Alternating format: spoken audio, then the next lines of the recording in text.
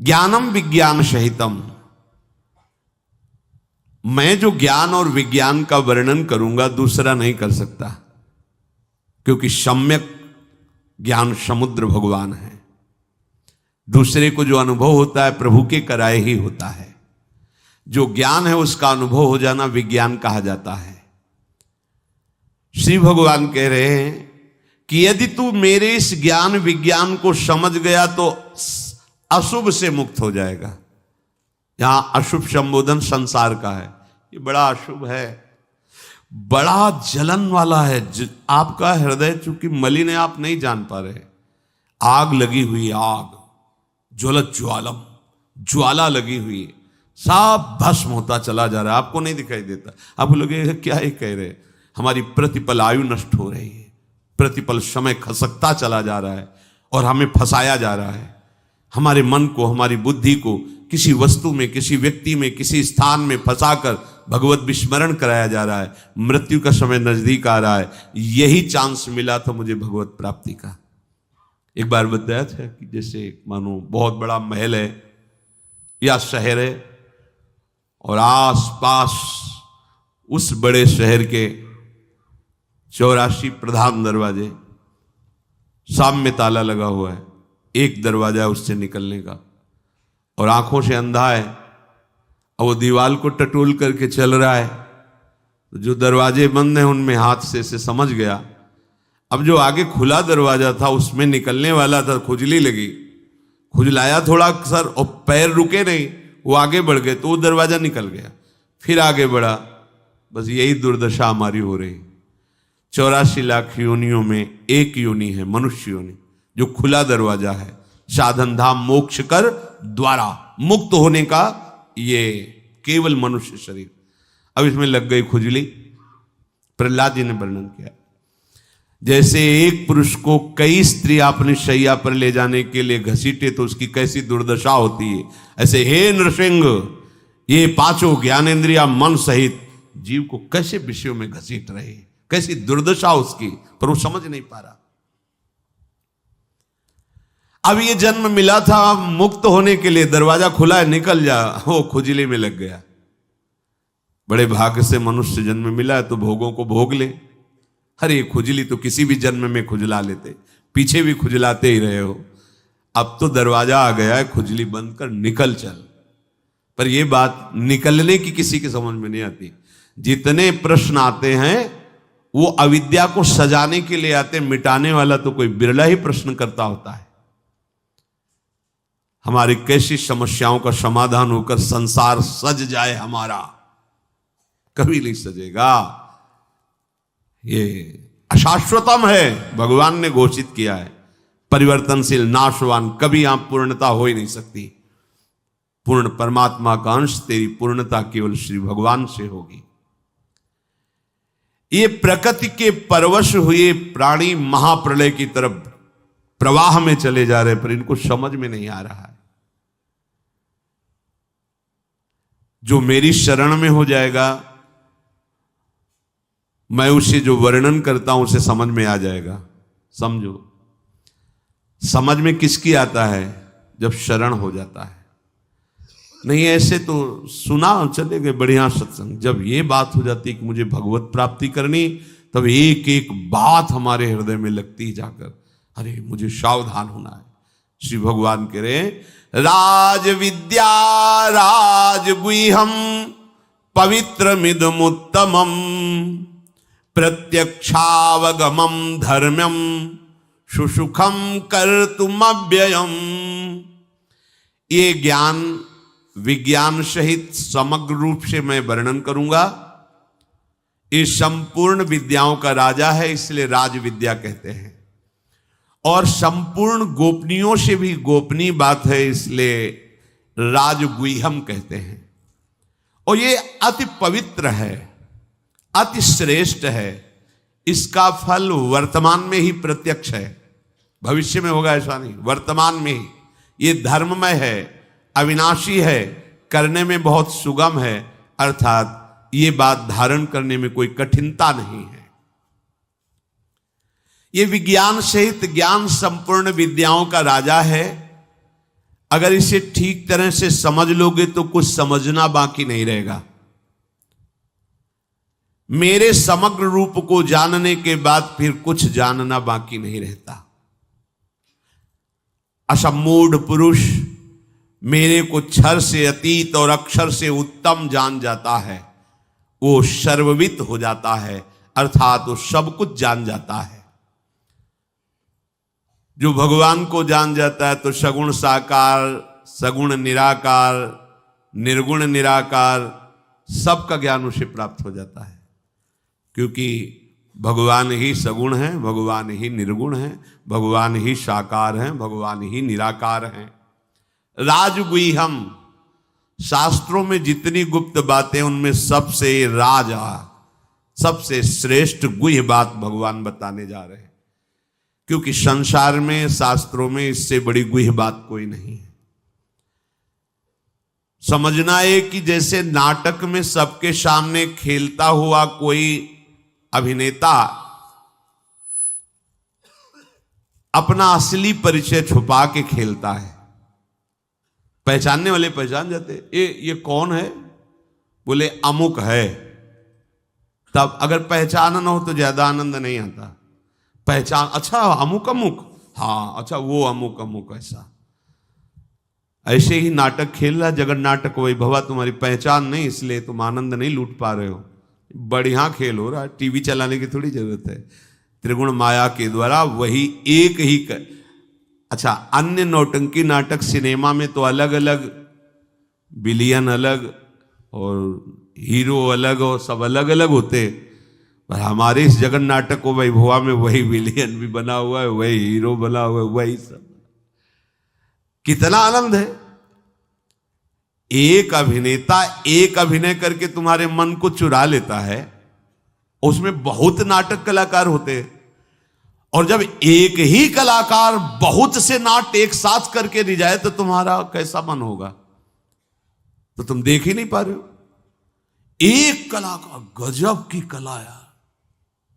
देखो इतने लोग हैं और पूरा सृष्टि है, माथा, नाक, आंख, मुंह बिल्कुल ऐसे ही बना है, ऐसे ही सब अलग अलग पहचाने जा रहे हैं।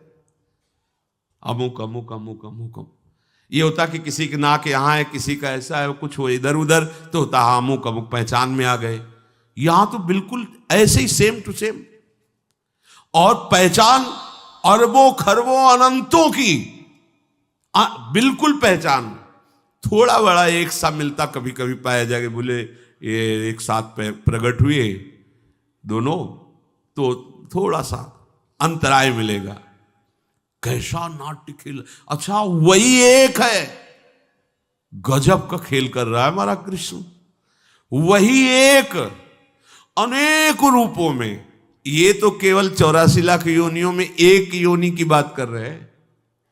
नाका नीचे उतर के देखो, और सांप देखो तो कई कोटि के सांप, अजगर, दुमुहा, क्या कौन कौन से, वो घोड़ा वाला कोबरा, क्या कितने है, किंग कोबरा बड़े। अब देखो वही वाला खेल रहा है। पक्षियों में आ जाओ, चींटी, कितनी लाल चींटी, पीली चींटी, ये चींटी, वो चींटी, बस देखो पूरी, और सब अकेले बना हुआ है। भैया इतने बड़े का नाट्य कलाकार प्रभु को तुम देख के राजी नहीं हो रहे, क्योंकि तुम देख ही नहीं रहे हो, तुम उस अभिनेता को पहचान ही नहीं पा रहे हो। जो पहचान लिया वो जीवन मुक्त हो गया, परमानंद हो गया, उसके सिवा कोई नहीं खेल रहा। मत्ता परतरम नान्यत किंचिदस्ति धनंजय। ये अत्यंत गोपनीय बात है कि इस नाटक में केवल मैं ही खेल रहा हूं। देख लो, कह रहे हैं कि भगवान ने हमें क्यों फंसा दिया, तब हंसी आती है कि प्रभु आप ही फंस गए हो, भगवान ने थोड़ी फंसा है, आप ही फंस गए हो।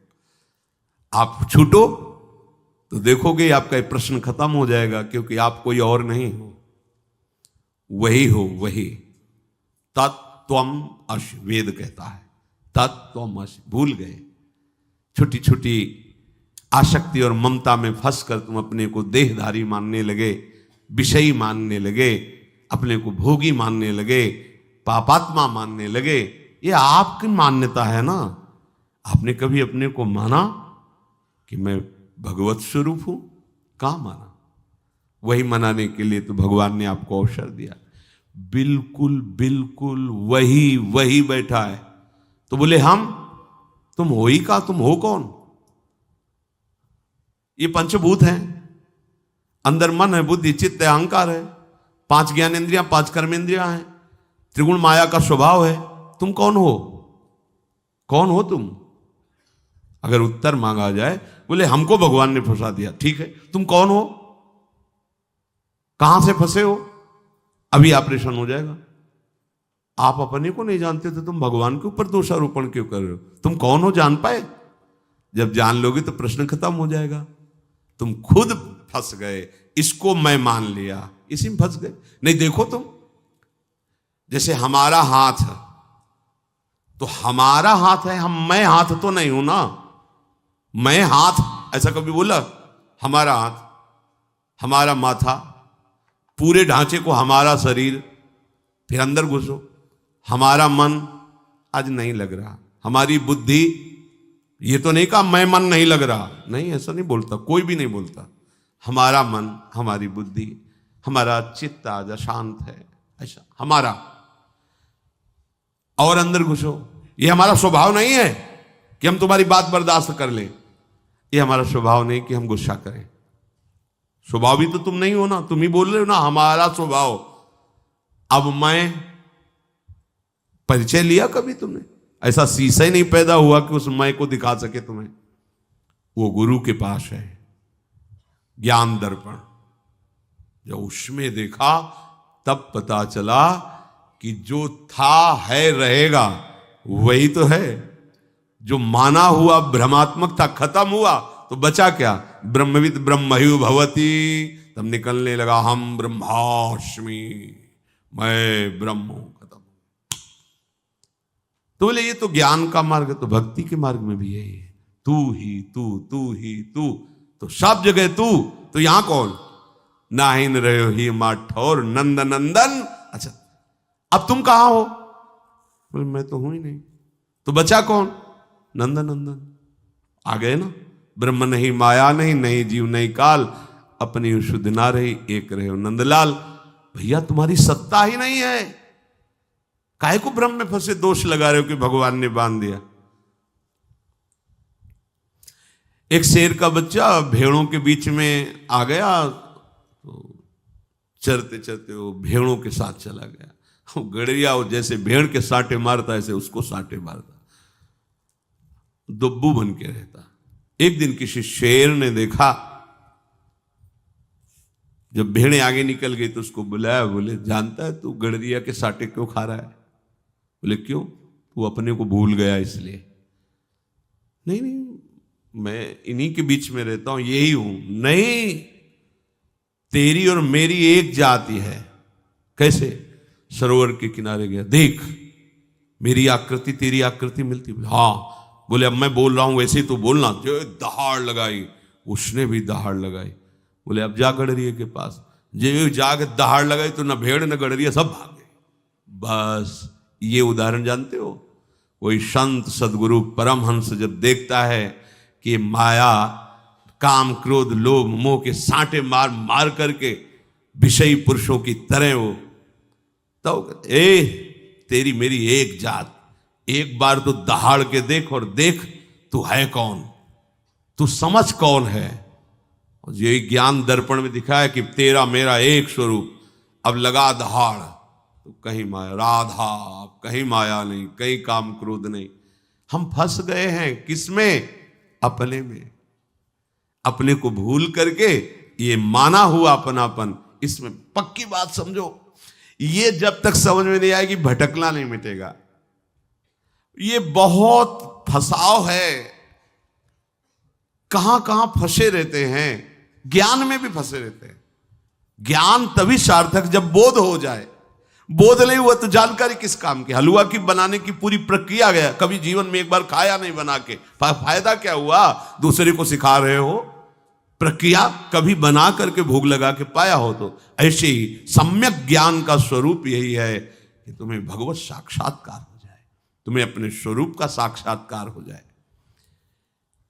श्री भगवान कह रहे हैं पवित्र मिदम, यदि ये जान गए तो इससे बड़ा पवित्र कोई कार्य नहीं है। देखो गंगा यमुना तीर्थाटन जो हम करते हैं तो आप ध्यान दीजिए शरीर को लेके करते हैं। भगवान कह रहे हैं पवित्र मिदम, इससे बड़ा पवित्र कोई नहीं। पवित्र मिदम, इससे बड़ा पवित्र कोई नहीं।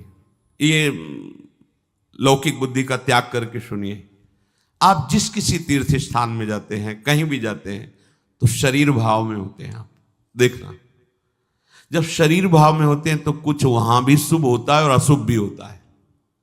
मन वचन कर्म से कुछ शुभ होगा, कुछ अशुभ होगा, पूरी पवित्रता नहीं हुई। पर यह बात समझ जाएंगे तो जो अशुभ है शरीर संसार, इससे ही राग हट जाए। इससे बड़ा कोई स्नान नहीं। कहते हैं कि प्रेम गंगा में स्नान करने के बाद फिर कहीं स्नान करना बाकी नहीं रह जाता। कहते हैं 2.5 आखर प्रेम के पढ़े सो पंडित होए। अगर 2.5 अक्षर प्रेम को पढ़ लिया तो इससे बड़ा फिर कोई शास्त्र नहीं है। भगवान कह रहे हैं इस विद्या को ये जान गए तो और किसी विद्या की आवश्यकता नहीं, तुम परम पवित्र हो गए। पापी से पापी, दुराचारी से भी दुराचारी बहुत जल्दी महात्मा बन जाएगा और शाश्वत शांति को प्राप्त हो जाएगा। ना ही ज्ञान सदसम पवित्र में ही विद्यते, जब तक ज्ञान नहीं होता तब तक पवित्रता टिकती नहीं है। एक महात्मा जी थे, जब तक सत्संग नहीं मिलता तब तक शुद्ध प्रकाश नहीं होता ज्ञान का। जो जहां होता है वहीं मान्यता मान के बैठ जाता है। तो उन्होंने गंगा स्नान का फल पढ़ा था। सैकड़ों यज्ञों का फल होता है गंगा स्नान में, क्योंकि भगवान का चरणोदक है, मूर्तिमान पवित्रता है, ब्रह्म द्रव है, ब्रह्म कमंडल में विराजमान ब्रह्मद्रव भगवत चरणामृत, बड़ी महिमा है। स्नान की तो बात जाने दो। गंगा गंगा यो ब्रूयात योजना नाम सतैरपि, अगर 400 कोस दूर से भी कोई गंगा गंगा गंगा, तो उसके पाप नष्ट हो जाते हैं, क्योंकि गंगा जी है ही ऐसे। अब उन्होंने गंगा स्नान नियम से रोज शुरू किया और एक व्यभिचारिणी स्त्री के प्रभाव में प्रभावित होकर व्यभिचार दोष से युक्त हो गए। तो कुछ पवित्र जनों ने उनसे कहा कि आपको ये शोभा नहीं देता जो आप आचरण करते हैं। उनका क्या होता है, अगर व्यभिचार से पाप होता है तो 10-5 यज्ञ का फल चला जाएगा। रोज गंगा स्नान करते हैं 100 यज्ञ का फल मिलता है, 10 यज्ञ का फल चला जाएगा व्यभिचार से। जो यहां लिखा है ना ही ज्ञान सदृशम पवित्र में विद्यते, उसका भाव गंगा जी, गंगा शब्द ही पवित्रता झलकाता है। गंगा पवित्र, ऐसा मानो उच्चारण करते ही हम पवित्र हो रहे हैं। बड़ी महिमा है, प्रत्यक्ष अनुभव की है। गंगा जी केवल जल नहीं है, मूर्तिमान सच्चिदानंद बपू है, ऐसा नहीं। अब लोगों का मुंह बंद हो जाता, वो शास्त्र प्रमाणित बात बोल देते कि इतना फल मिलता है, उससे इतना कट जाएगा, हमारा क्या घाटा, तुम अपना काम करो।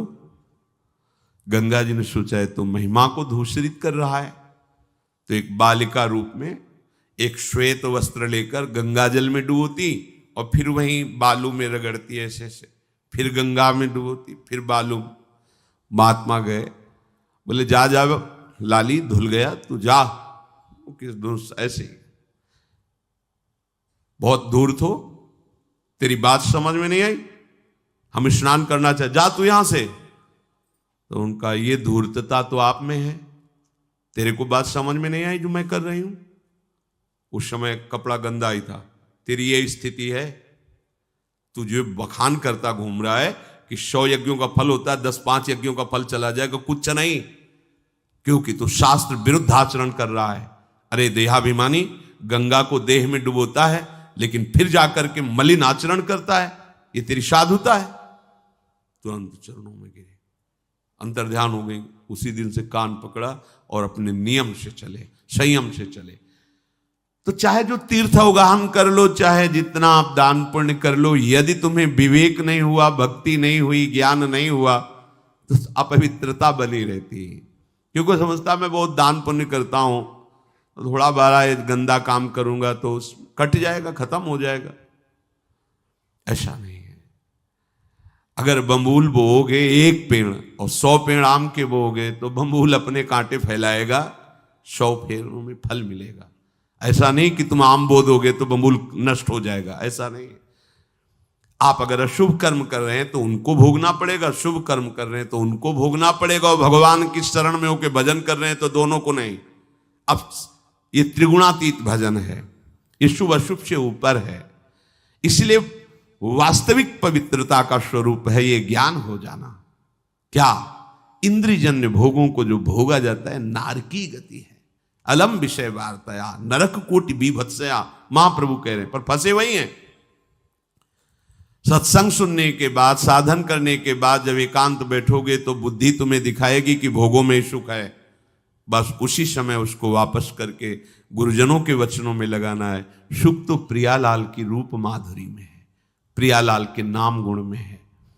तो यहां श्री भगवान कह रहे हैं, जो मेरे नाम का निरंतर जप करता है, मेरे रूप का ध्यान करता है, मेरी लीलाओं का गायन और श्रवण करता है, मेरे धाम और का वास और आश्रय लेता है, मेरा स्मरण करता है, मेरा कीर्तन करता है, मेरे नाम का जप अनुष्ठान करता है, उससे पवित्र त्रिभुवन में कोई नहीं है। कहीं भागने की जरूरत नहीं। कबीरदास जी ने यही नाम की जय घोष करके कहा था, यदि काशी में मरने से सबको मोक्ष मिलता है तो मैं नहीं मरूंगा काशी में, मगहर की पार्टी में मरूंगा। राम राम जीवन भर जपा है तो मैं अन्य किसी प्रभाव से मुक्त होना नहीं चाहता, मैं उसी नाम से मुक्त होऊंगा। सबसे बड़ा पवित्र और मोक्ष धाम, प्रेम धाम भगवान का नाम है। आप जहां कहीं भी हो, मान लीजिए इससे बड़ा कोई चमत्कार नहीं, आप करके देख लीजिए। जीवन में कई बार ऐसी समस्याओं को देखा है कि यदि नाम ना बचावे तो गया, शरीर गया, भाव गया, उपासना गई। माया के ऐसे थोड़ी खेल हैं, एक क्षण में एक दांव फेंकेगी, धोबिया पछाड़ छाचित गिरोगे। पुरानी खिलाड़ी है, कोई नई नहीं है, भगवान की शक्ति से संपन्न है वो। एकमात्र भगवान के नाम ने जीवन में बचाया है। जहां नाम पुकारा चमत्कार प्रकट हो गया भगवान का, समस्या ध्वंस हो गई। बड़ी बड़ी समस्याओं को देखा है। नाम जैसा कोई पवित्र नहीं। नाम जापक जहां बैठ जाता है वहां की रज परम पावन हो जाती है। मान लो भैया, इसमें कोई पैसा नहीं लगता, इसमें कोई धोखा नहीं। एक बार बोला कृष्ण, एक बार बोला राधा, ये भगवान के पास जमा हो गया। इसका हिसाब अमोघ होगा, ये कभी नष्ट नहीं होगा। जैसे कहा ना, तुम ये पाप कर दिए, तुम्हारा सारा भजन नष्ट हो गया। वो डरने के लिए कहा जाता है कि तुम डरो। सारा भजन नष्ट हो जाने का मतलब अब तुम्हारी भजन में रुचि नहीं रहेगी, पर अभी तक जो भजन किया है वो जमा हो गया। भजन अविनाशी है, भजन कभी नष्ट नहीं होता, ध्यान रखना। एक बार राधा का ये कभी नष्ट नहीं होगा। जैसे कुछ लोग कहते हैं कि मन नहीं लगता और हम भजन करते हैं तो क्या उसका फल मिलेगा? पक्का मिलेगा। मन न लगाओ, आग को छू लो तो जल जाओगे ना। बिना मन, बेमन के तुम जहर पियो तो मर जाओगे ना। तो बिना मन के भी तुम राधा राधा बोलोगे तो श्री जी की प्राप्ति हो जाएगी। विश्वास करो, ये मार्ग भक्ति और विश्वास का है। बिना मन लगाए यदि तुम राधा राधा बोलोगे तो कहीं तो विश्वास करना पड़ेगा। डॉक्टर की बात पे विश्वास कर लेते हो तो संतों की बात पे विश्वास कर लो। हमारा हृदय कहता है, छाती कहती है कि यदि तुम राधा राधा बोलोगे तो श्री जी के चरणों तक तुम पहुंच जाओगे, तुम्हें कोई नहीं रोक पाएगा। कितना जपोगे ये हम नहीं बोलते, ये तो जितनी श्वासें हमें सब समर्पित करना है, पर तुम जितना भी जप पा रहे हो वो पूरा का पूरा ऐसे बैंक में जमा हो रहा है जहां काल का प्रवेश नहीं, कालातीत बैंक। वो तुम्हें ऐसे उठाएगी कि चमकोगे, त्रिभुवन तुम्हें नमस्कार करेगा। पर विश्वास करके दीर्घ काल तक, ये महीना 2 महीना 4 महीना ऐसे चिल्लाने लगते हो, 4 महीना हो गए कुछ हुआ नहीं, तो तुम्हें पता है असंख्यों जन्म तुम्हारे हो गए, करोड़ 2 करोड़ अरब नहीं, और उनमें सब अशुभ शुभ यही कर्म होते रहे। आज नाम शुरू किया है, वो सब भस्म होगा उसके प्रभाव। नाम तो जमा हो रहा है, उसका प्रभाव आपके शुभ अशुभ को भस्म कर रहा है। इसलिए भगवान कहते हैं जो मेरा नाम कीर्तन करता है, नाम जप करता है, रूप का ध्यान करता है, बड़ी सुविधा कर दी प्रभु ने। देखो प्रभु के रूप का कोई परिचय नहीं जानता है। ये जितने रूप रचे जाते हैं वो भावना के द्वारा रचे जाते हैं, और प्रभु भावातीत हैं। प्रभु हमारी जो बौद्धिक शक्ति बहुत छोटी है उसमें आने वाले नहीं। जैसे सीपी होती है ना, सीप, उसमें भला समुद्र आ सकता है क्या?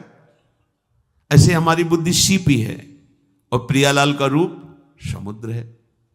ध्रुवदास जी कहते हैं कि कोटि कोटि रसना जो रोम रोम प्रति होए, तो प्यारी जू के रूप को न प्रमाण कहो जाते हैं। अति ही अगाध सिंधु पार नहीं पावे को, थोड़ी बुद्धि सीप मांझ कैसे के समाज। ये रूप सिंधु अगाध प्यारी जू का हमारी बुद्धि कैसी सीप जैसी कैसे आ सकती है? भला प्रियाजू की श्रीअंग की कांति वाली सृष्टि में स्याही ही नहीं बनी है, रंग ही नहीं बना है। अच्छा, प्रियाजू के रूप को जिसने देखा तो कह रहे तेरो रूप कहत नहीं आवे, तो फिर रचना कैसे हो सकती है? तो रूप को जानता कौन है? नाम जानता है। बिना नाम के रूप का परिचय नहीं मिलेगा। ये जो रूप हम भावनात्मक देखते हैं, ये भी सब रूप जो कहो सो कहा, जहां प्रभु नहीं तो वहां भी प्रभु है। पर हमें जो वास्तविक रूप लुभायमान करेगा, जिसके देखने के बाद फिर आंखों में दम ही नहीं रह जाती कि कुछ और देख सके, वो रूप नाम प्रकाशित करेगा। इसलिए पहले खूब नाम कीर्तन, नाम का ध्यान, नाम का जप। मान लीजिए जैसे कहते रूप का ध्यान करो, तो पहले तो ध्यान के लिए एकाग्रता चाहिए, ध्यान के लिए पवित्र बुद्धि चाहिए, फिर ध्याता का जो उद्देश्य ध्येय है वो सामने चाहिए। तो बहुत बड़ी स्थिति हो गई ना। अपने आंख मूंदो, देखो, ईमानदारी से देखो, अंधकार छा रहा है, और उसमें कल्पना करो। ये सब करने की जरूरत नहीं, सीधे लिखो राधा, और वहीं मुस्कुराते हुए नीलकमल घुमाते हुए श्री जी दिखाई देंगे एक दिन, देख लेना। अब मानो तो, पर अब मानो नहीं तो फिर परेशान होना पड़ेगा। प्रभु कह रहे नाम और रूप का ध्यान। तो चलो हमें, और तो हमारे बिहारी जी महाराज, राधा वल्लभ जी महाराज, राधा रमण जी महाराज साक्षात प्रिया प्रीतम का रूप है। जो आचार्य प्रदत्त रूप है उसको सामने रख लो, बार बार देखो, तो थोड़े समय बाद वो बसने लगते हैं। जैसे अपने लोग दर्शन करते तो ऐसे थोड़ी दर्शन देख लिया, ऐसे नहीं। पान करो उनकी, नक्शिख लो अंग माधुरी, श्री चरणों से मुकुट तक, मुकुट से सिर, फिर आंख बंद कर लो, वही फिर देख रहे, फिर आंख, फिर देख रहे, फिर बंद कर। अब लगा कि हाँ आंख बंद की, निकल गए, रूप माधुरी को बसा के, या उनकी छवि रख ली। बार बार एकांत में देखना, वो चित्त चोर हैं, चुरा लेंगे तुम्हारे चित्त को। अब एकांत में बैठ के प्रपंच चिंतन करोगे तो प्रपंच चित्त चुरा लेगा, प्रभु का चिंतन करोगे तो प्रभु चित्त चुरा लेंगे। उत्तमम यही सर्वश्रेष्ठ है। कोई भी वस्तु, कोई भी व्यक्ति, कोई भी घटना, कोई भी परिस्थिति, ध्यान से सुनो, तब तक तुम्हें घसीटती रहेगी जब तक नाम रूप नहीं चल रहा है। नाम आराध्य देव का, रूप प्रभु। आचार्य चरण कह रहे हैं, सब शोहित निष्काम मति, श्री वृंदावन विश्राम, श्री राधा वल्लभ लाल को हृदय ध्यान मुख। पकड़ो, बात पकड़ो, आचार्य की बात है। हित सजनी जो कह रहे, राधा वल्लभ राधा वल्लभ राधा वल्लभ, सामने राधा वल्लभ लाल, मुख में राधा वल्लभ। कुछ समय बाद ये जो रूप राधा वल्लभ जी का देख रहे हो, इससे कोटि मनमतहारी युगल सरकार मिले हुए बैठे, युगल रूप दर्शन होने लगेगा। वो प्रियालाल, निहाल हो जाओगे हृदय से। इसलिए तुम्हारे आकर्षण हो रहा है कि तुम हृदयेश्वर प्रभु से अपना परिचय नहीं बनाए, इसलिए प्रकृति आकर्षित। प्रकृति सत्ता शून्य नजर आएगी, कोई ऐसा सुंदर यहाँ नहीं, कोई सुंदरता नहीं। यहाँ सुंदरता है, क्या सुंदरता है? जो भी कुछ आकर्षण है वो कृष्ण का है, तुम समझ नहीं पा रहे हो। कौन सुंदर? आज तक एक रूप भी ऐसा नहीं आया दृष्टि में कि दोबारा सोचना पड़ो क्या कितना सुंदर या सुंदरी है। मन मलिन है, नेत्र मायाकृत आकर्षण में लगे हुए, इसलिए आरोप कर रहे हो कि आप सुंदर हो। हमने दर्शन किए थे, ऐसे बैठे सीढ़ी पे, सामने ही रहते थे, एक एक बाल का, बताओ, इधर का उधर, मतलब आरोप है उनको कि मैं सुंदर हूं। अरे आओ, सुंदरता की बाजार लगी है, तुम्हें दिखाएं। दासी की सुंदरता देखकर करोड़ लक्ष्मी मूर्छित हो गई। अभी तो सुंदरता की दास की बात ही नहीं कह रहे। लक्ष्मी कोटि विलक्ष लक्षण लसल लीला किशोरी सतई। करोड़ लक्ष्मियां आश्चर्यचकित हो जाए, ऐसी हमारी स्वामी जी की दासियां सुंदर है। फिर मधुरात जो महान सौंदर्य समुद्र लाल जो लुभायमान, उन प्यारी जी के रूप को कौन बताए? मधुराधिपति अखिलम मधुरम, जिनका सब कुछ मधुर है, वो प्रभु श्री स्वामिनी जी के। हाँ, तू मुख चंद्र चकोरे नैना, राधे तू मुख चंद्र चकोरे नैना। अति आरती अनुरागी लंपट, भूल गई गति पलहू लगे ना, लालजू महाराज के लिए। अरबरात मिलवे को निश दिन मिले ही रहत, मनो कबहू मिले ना। ऐसा तो सौंदर्य प्यार किसको देखना चाहते हो? कोई व्यक्ति यदि तुम्हें लुभायमान कर रहा है तो तुम भगवत विमुख हो। इसलिए कोई वस्तु तुम्हें प्रिय लग रही, लुभायमान कर रही, उसका कारण है भजन नहीं है तुम्हारे अंदर। कोई घटना तुम्हें विक्षिप्त कर रही है, इसका मतलब भजन नहीं।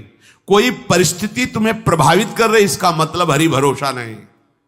कोई भी वस्तु, व्यक्ति, स्थान, घटना, परिस्थिति तुम्हें प्रभावित नहीं कर सकती। मुस्कुरा के निकलोगे, ये हरि शरणागत का बल होता है।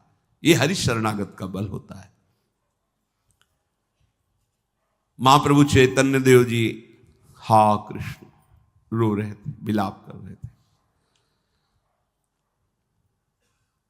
कुछ सुंदरियां वहां से निकली जो देह व्यापार करती थी। उन्होंने कहा, देखो नया सन्यासी है, कैसे रो रहा है। कहा, हमारी जैसों का संग नहीं मिला होगा इसलिए रो रहा है। जिसकी दृष्टि जैसी होती वैसे तो देखने को मिलता है।